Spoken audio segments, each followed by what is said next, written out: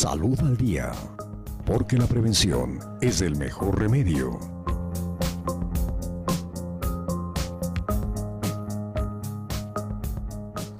Un saludo cordial y un abrazo fraterno a todos quienes continúan con la sintonía de los medios de comunicación de la Universidad Técnica del Norte. Soy Julio Miguel Andrade, voy a conducir este programa.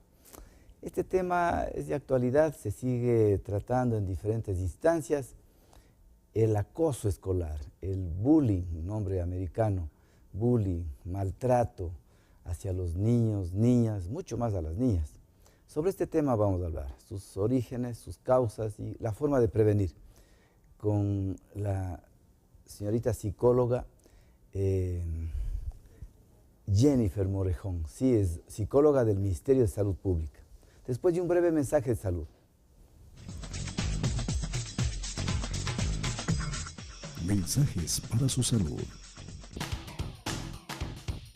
¿Sabías que cuando estornudas tu corazón se detiene un milisegundo?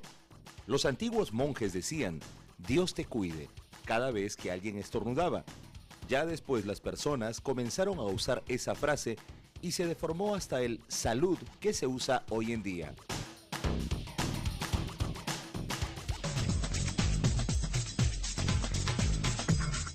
Mensajes para su salud.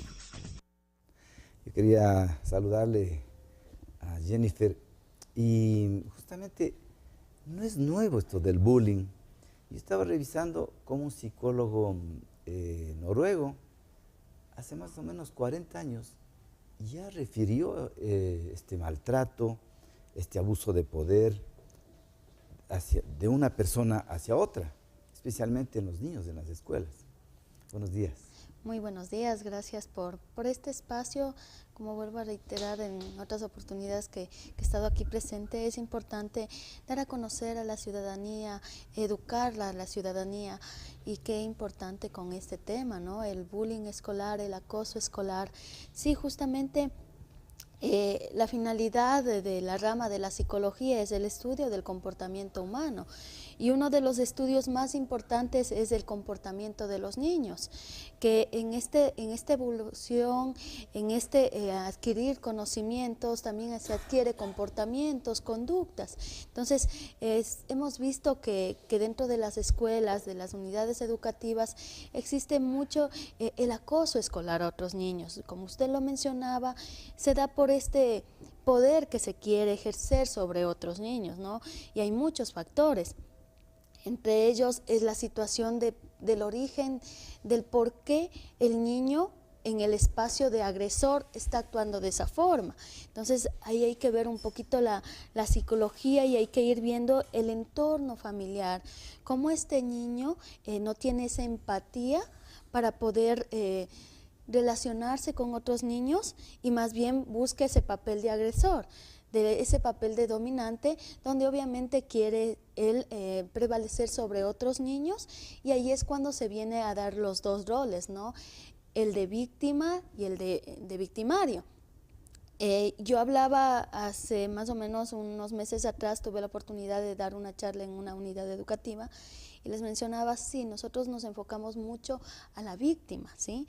Mucho a las consecuencias de que tiene el acoso escolar, cómo reacciona el niño, cuáles son la situación de la baja autoestima, pero también hay que, en esta prevención del acoso escolar, también tenemos que tomar muy en cuenta el papel de la víctima, del victimario, el papel del agresor, porque es el comportamiento.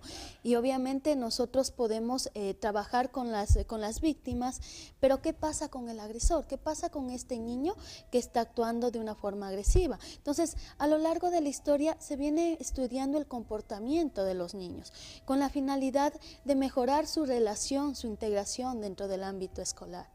Nos tocaría enfocar a la víctima, al agresor, al entorno. ¿Qué pasa con los papás? ¿Qué pasa con los profesores? Porque este agresor no tiene una enfermedad mental, ¿no es cierto? Sí puede tener una ausencia de empatía, sí, tiene una psicopatología, ¿no es cierto? Pero hay que trabajar en forma conjunta, padres de familia y profesores, y inicialmente los principales educadores son los papás.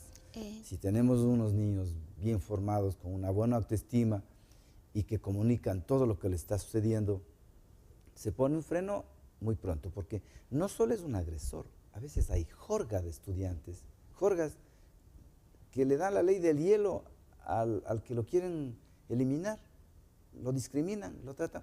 No solo es cuestión de pegarlo, es no incluirlo en el juego, por decir algo. Ya, tú no participas, tú no juegas. Entonces, es una forma de discriminación terrible. Entonces, hay que trabajar en forma conjunta con el entorno, que es importante. Es fundamental, es muy fundamental el hecho de iniciar desde las bases, ¿no? Porque obviamente el niño no tiene una personalidad cimentada. Estamos hablando que en esta etapa de evolución están desarrollando, son como una esponjita que van acogiendo lo que se encuentra a su alrededor, obviamente aparte de lo hereditario, ¿no? Entonces, este aprendizaje tiene que ser desde la base. La base fundamental son los padres, es el núcleo de la sociedad, donde los niños inician su formación. ¿Y cómo inician su formación? Desde la observación, desde el imitar a los padres. Entonces, es ahí muy importante el rol que toma el padre de familia, ¿sí? Cuando hablábamos de los niños hasta los 3, 4 años, el héroe para los niños es el papá. Entonces, si yo observo a mi papá que maltrata a mi mamá o viceversa, mi mamá empieza a pelearse con mi papá, entonces yo veo ese comportamiento como algo normal, como algo natural.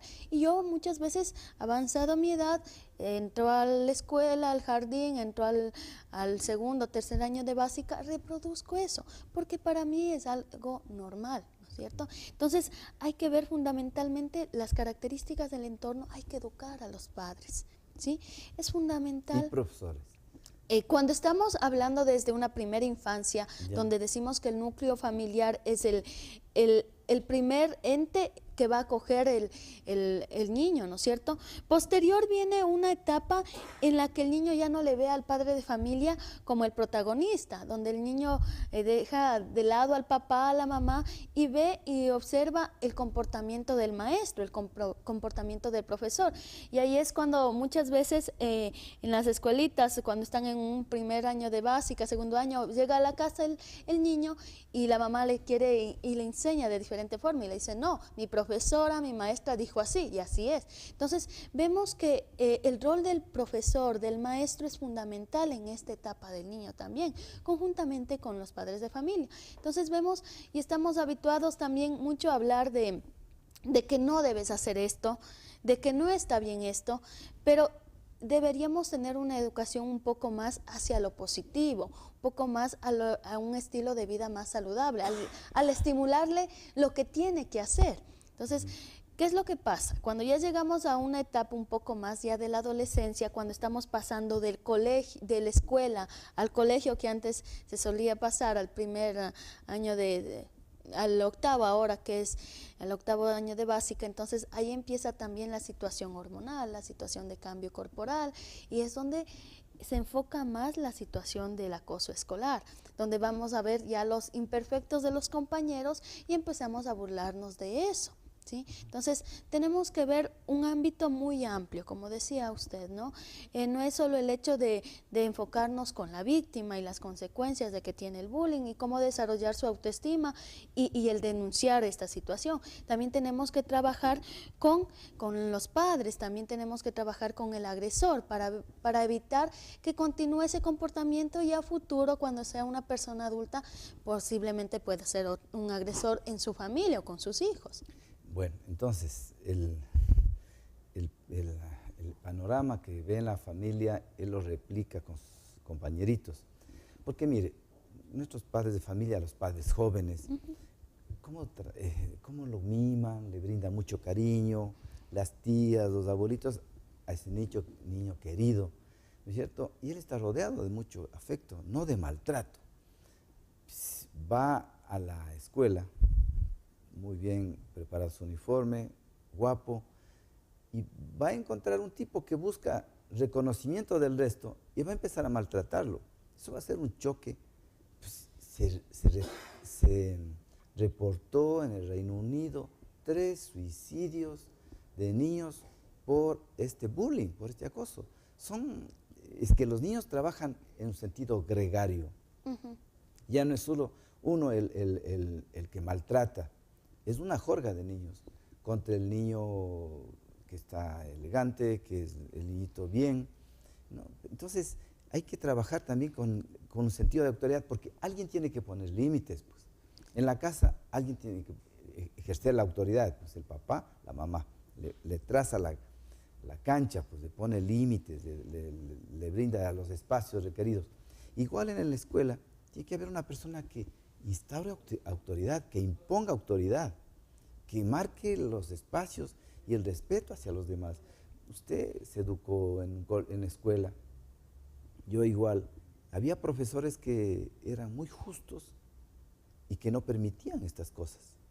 Cuando había, siempre ha habido, pues así están reflejando las estadísticas de hace más de 40 años, y siempre ha habido estos agresores, este matoneo, este maltrato, pero cuando hay un profesor o cuando hay un padre de familia que observa que el hermano mayor maltrata al menor o que el varón maltrata a la mujer y impone su autoridad y les hace reflexionar y les hace tomar en cuenta y tomar conciencia de que eso no está bien, que son hermanos y que tienen que llevarse bien, y le pides disculpas, le das disculpas, te das un abrazo. Igual en la escuela tiene que haber alguien que ejerza autoridad, porque de lo contrario se va de las manos. Pues, tenemos pruebas, hoy no hay cómo hacer jugar un colegio que son católicos inclusive, con otro colegio católico, porque se tiran a matar, se dan de puñetes, se agreden. Vea los grafitis en los colegios del uno hacia el otro. Y es así, ¿no? Como decíamos, el hecho de dar amor a los hijos, el hecho de educar con amor, no significa no poner límites. No significa que por querer dar todo a mi hijo, por ser tan condescendiente con él, permisivo con él, se va creando también esta situación. Entonces, a los niños, ¿cómo se fortalece su autoestima? En los adolescentes, ¿cómo se fortalece su autoestima? También es poniéndole los límites que usted hablaba. Obviamente, como padres, la autoridad es el papá en la casa. Entonces, esa autoridad tiene que estar bien cimentada. Obviamente, no con maltrato, ¿sí? Pero los niños tienen y van a aprender los límites, hasta dónde ellos pueden llegar.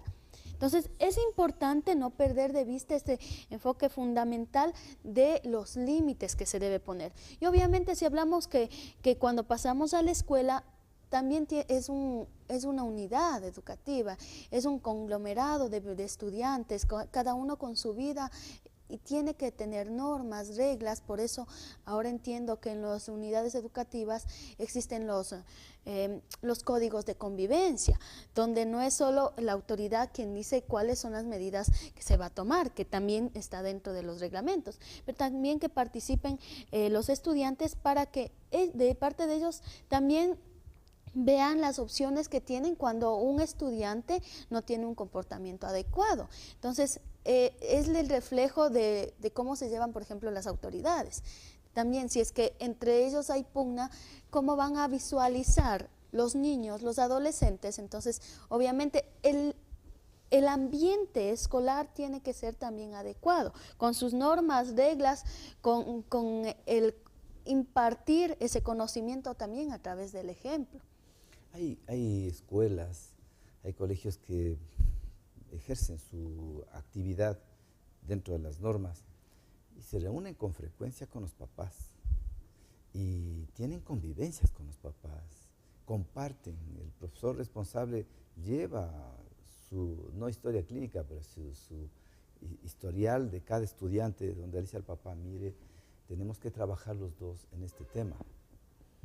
Su hijo está un poco descuidado, algo le está pasando, ¿qué sucede en la familia? ¿Hay algún conflicto? O sea, se busca la solución entre padres y profesores. Eso es lo ideal, ¿no es cierto? Hay unos dos profesores, Iñaki y una psicóloga, Oñate, que ellos establecen 8 tipos de bullying. O sea, ¿cuál es el más frecuente, por ejemplo? Le ponen el aislamiento social, el 29%. Sí vamos dando a conocer ese tipo de instancias o de frecuencias en el bullying? Bueno, uno dentro de nuestra ciudadanía, dentro de nuestra realidad, uno de los mayores acosos escolares es el emocional, ¿no? Obviamente hay subtipos, se puede decir, dentro del bullying escolar, pero el que mayoritariamente se da es en el asunto emocional. Y obviamente de ahí desencadenan varios tipos, como mencionaba. La agresión, por ejemplo, dentro de una institución educativa, la agresión física, no es tan evidente o es en menos porcentaje, porque obviamente si es que un niño le encuentra pegando al otro niño, ya llegan los profesores, qué sé yo, conversan con los padres, entonces como para una mayor admiración de los docentes y de los padres de familia cuando hay una agresión física, no así cuando hay una situación emocional. Y es difícil de comprobar.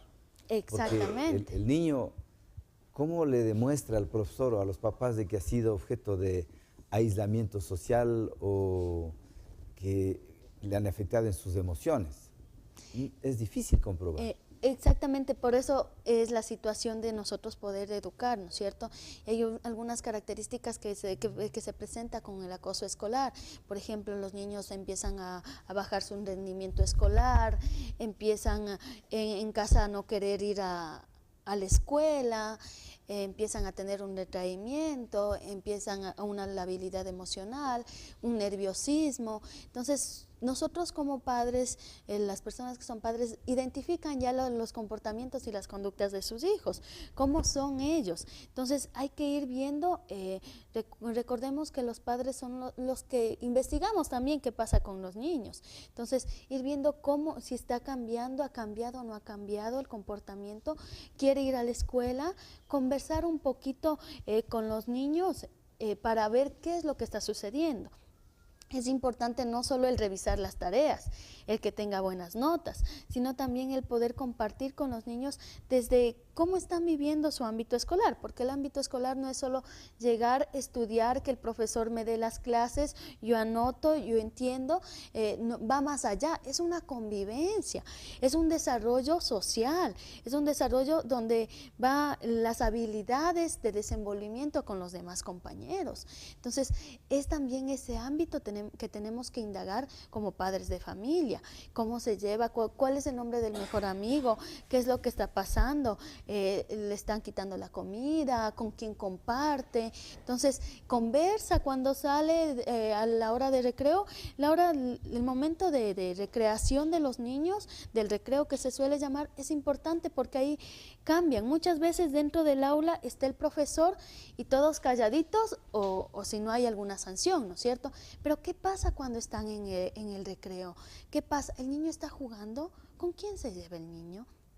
Entonces es importante, como padres somos los primeros en ser llamados a investigar esta situación, porque es parte de la vivencia de los niños y de los adolescentes. Es que no es justo, estamos hablando en ese hostigamiento y ese maltrato hacia lo emocional, que es difícil comprobar, pero que la madre cuando es muy inteligente, si le ve triste al niño, porque ¿cómo te sientes?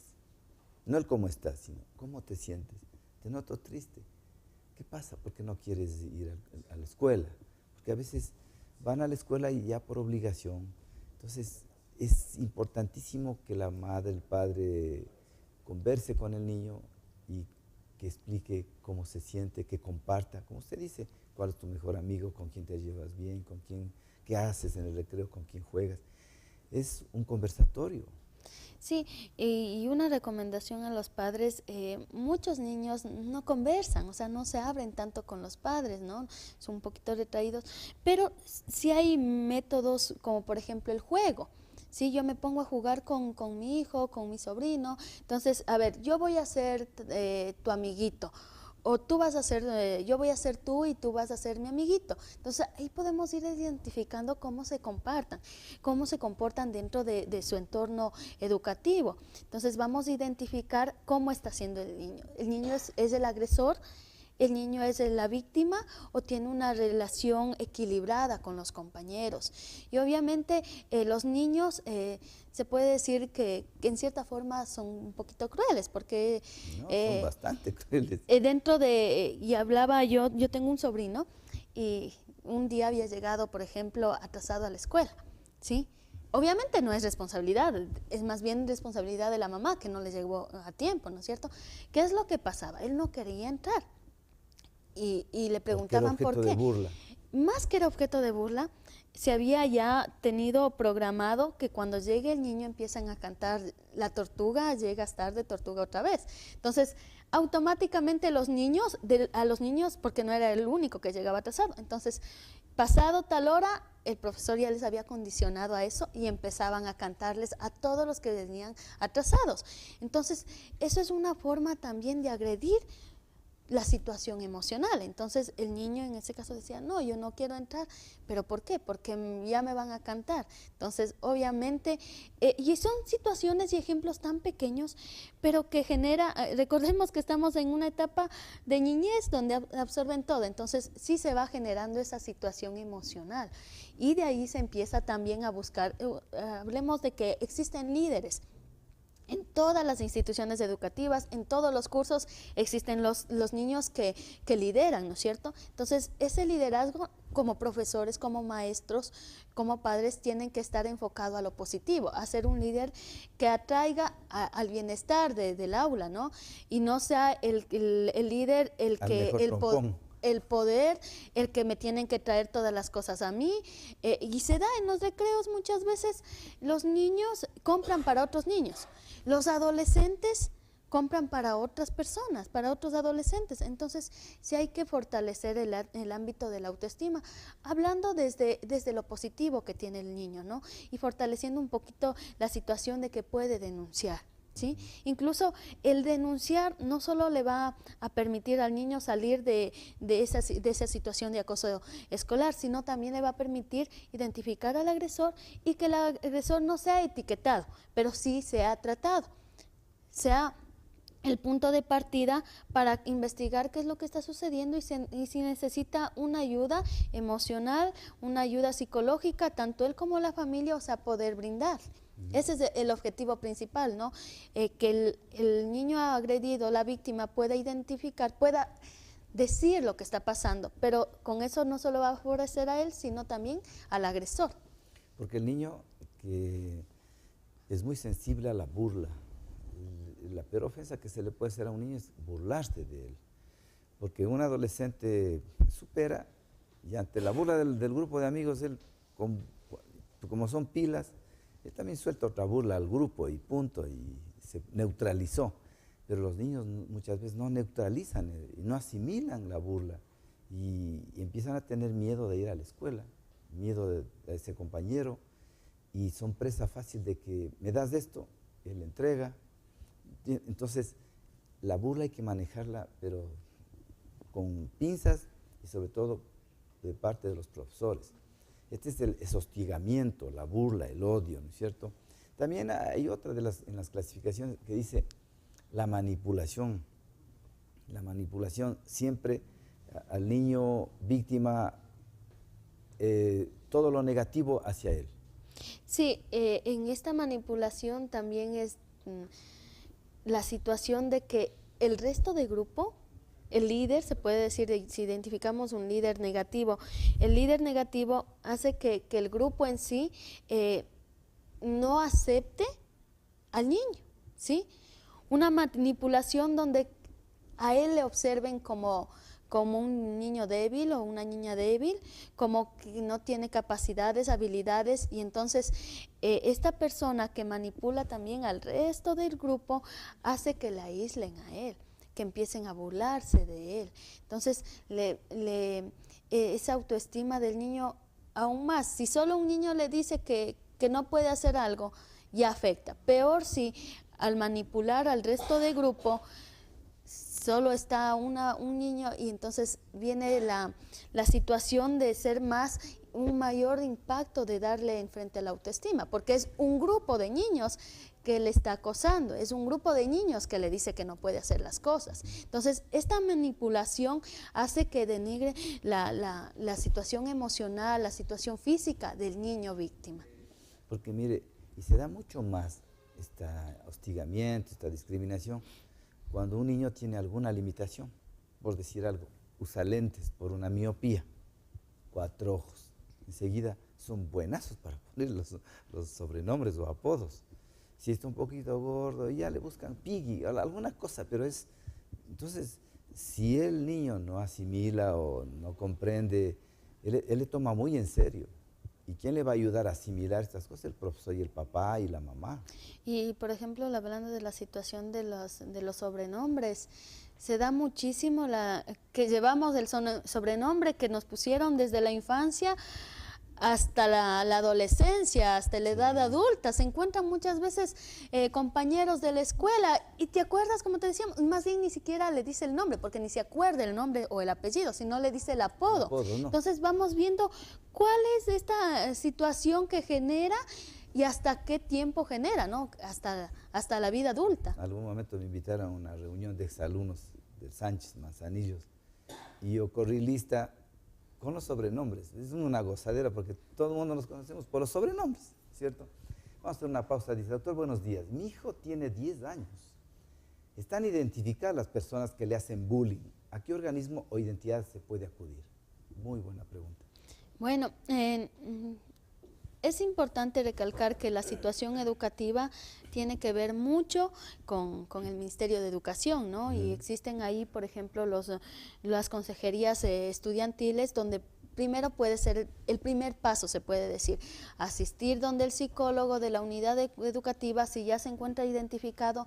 Lo importante no es estigmatizar ni señalar a los agresores, sino más bien que se haga un trabajo un poco más implícito, que se trabaje con ellos. Si dentro de la unidad educativa no hay la resolución de la problemática, puede acudir al Ministerio de Educación, a la dirección distrital.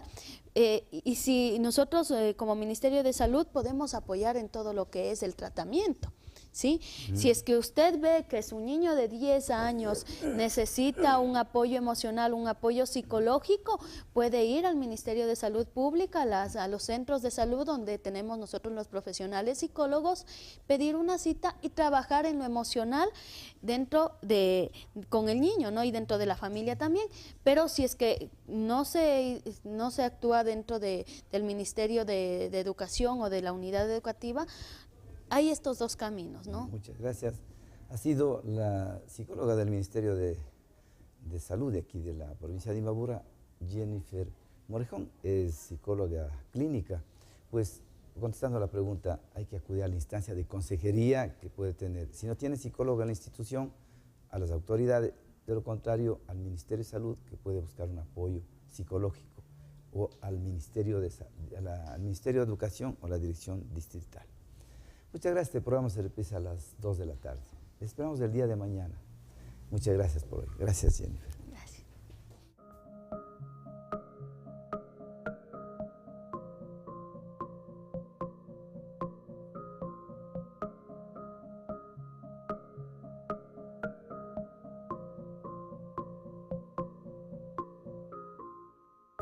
Salud al día, porque la prevención es el mejor remedio.